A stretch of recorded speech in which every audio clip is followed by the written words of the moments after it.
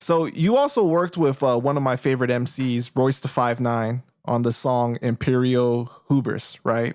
And that was on your album District Selectman. Yes. How did that song come about? Royce was just always one of my favorite MCs. Specifically, his Death Is Certain album.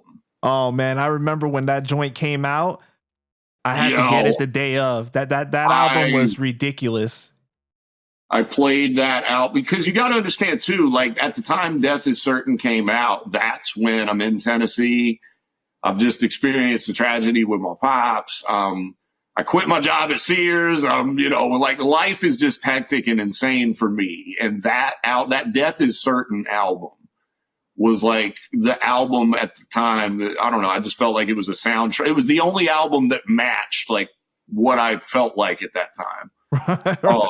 You know what I mean? So no, I loved that album. And I just loved Royce, period. And so District Selectman, I started that album in Tennessee, but then moved to New York in the middle of it and then ended up finishing it in New York. And so the collab came about just because, District Selectman was my second project, but it was, in most people's eyes, that's my proper debut album. And so I'm like, and also too, at the time,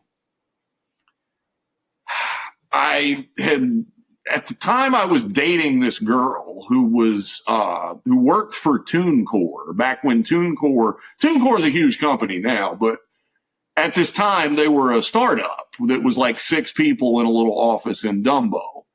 And so through that connection, I had digital distribution. Like I was on iTunes and stuff as far back as 2007. Wow. So saying that to say, because District Selectman was going to be my first, like, quote unquote, nationwide release, I wanted a feature from somebody. And, at the end of the day, if I'm going to pick somebody, Royce was who I chose. And so, it was hooked up. I ended up speaking with his manager, Keno. Keno, yeah, shout out to Keno. Yeah, shout out to Keno. Keno was the one hooked it up. I remember there was no it was so funny. I actually found the other day, I found the actual paper of the Western Union that I sent to Royce. Wow. For the verse, because, PayPal existed at that point, but it's not common like today where you can just pull out your phone and cash app somebody. You know what I mean? Right. So I've still actually got the Western Union receipt from that. But yeah, that was that song with Royce was my first collab, with somebody that I looked up to. And so that was a big one for me, in the early days. And what was so funny? It's funny in hindsight. At the time, it was I didn't have quite a sense of humor about it. After we did the song and the song came out and it got a little bit of burn on MySpace, I got an email from Royce and he was like, "Yo, I see, the song's getting a little traction. If you want, I can forward it to Hip Hop DX for you." And I was like, "Yo, that'd be awesome," because I'd never been on Hip Hop DX at that point. And so I forward the song, and then I'm keeping my eyes peeled over the next couple of days. Finally, Hip Hop DX posts the song, and they list it as Jake 1 featuring Royce the 5'9". Oh my God. Well, Jake 1 is an ill producer, by the way. I think he's very dope. Shout out to Jake 1. And I know at that time he was having a big buzz with his name, so I can see how the confusion was happening.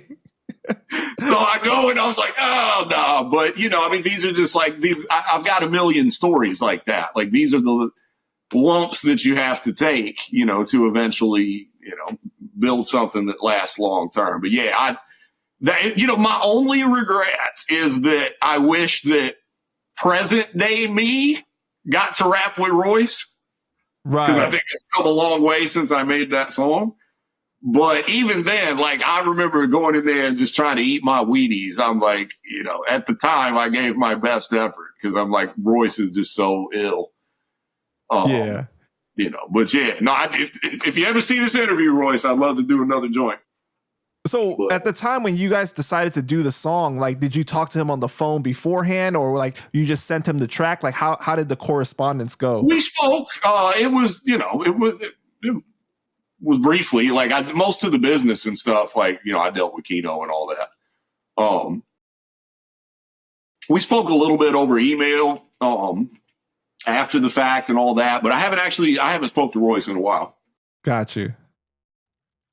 Yeah, it's kind of crazy with Royce. He's kind of like done the, I don't know if you want to say like, it's kind of, I don't know, maybe not Benjamin Button, but it's like he's gotten better over time. You know what I'm saying? Yeah. Like, it's ridiculous, like how much better he's gotten over time. No, 1,000%. Like, you know, to the present day, like even, you know, the brilliance of something like Tabernacle or something like that. Right.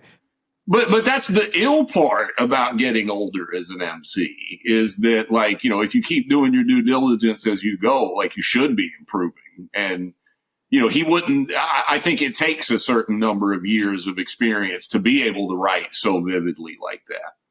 Yeah, so, you know, because a lot of times people will say like your best album is your first album because you've had your whole life to make it. But, you know, I think people forget about how sometimes with maturity and, you know, your perspective changes with life, and he's a testament to that, right? Because like he never really rapped about personal stuff on that level until later on in his career, where he came out with like the Book of Ryan, and it was like a really insight into his life, you know? So I think that's just amazing, man. No, I'm a big fan. Yeah.